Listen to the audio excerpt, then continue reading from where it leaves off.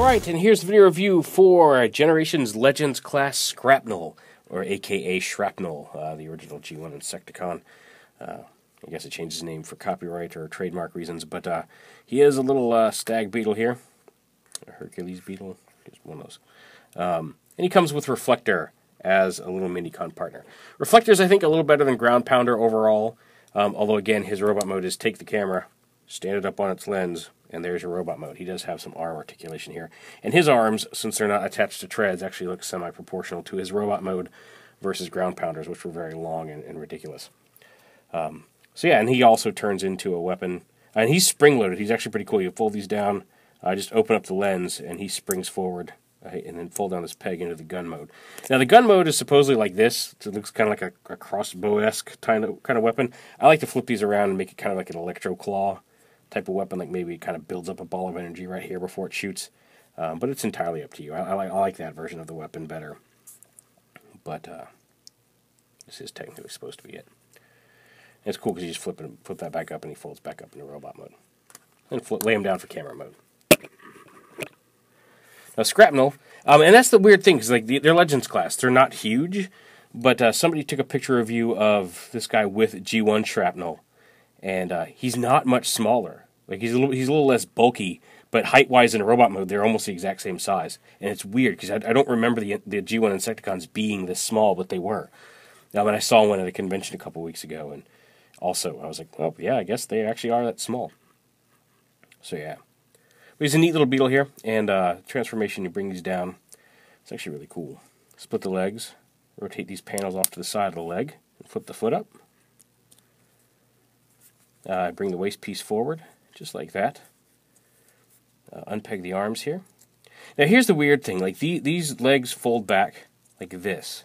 And the thing is, like, they're designed so they fold back as supposed to be like one piece. If you look, they're clearly two pieces. Like there's two separate legs here.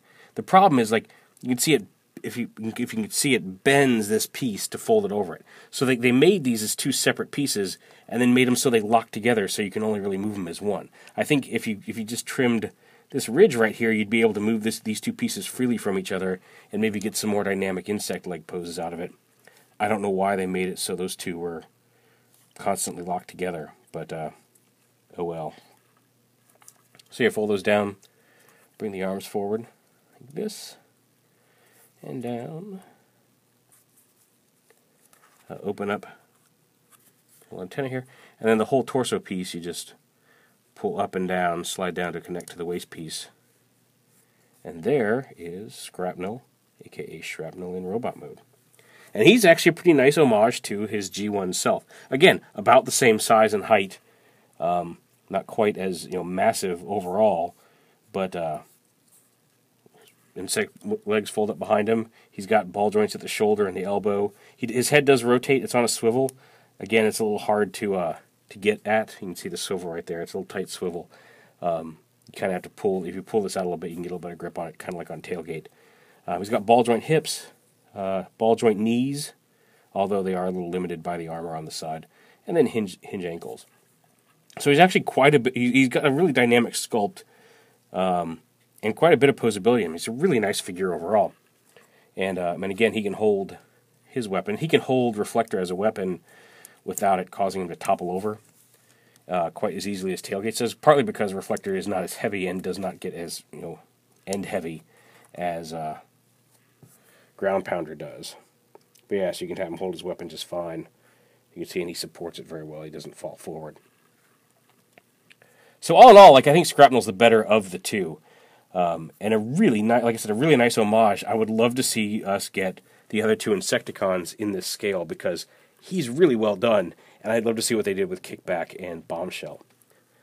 But yeah, there it is, Generations Skrapnel, a Legends class figure. This one's definitely one, if you like the Insecticons at all, this is definitely one to pick up. This is a really nice homage to his G1 self, and a really solid Legends figure just in general.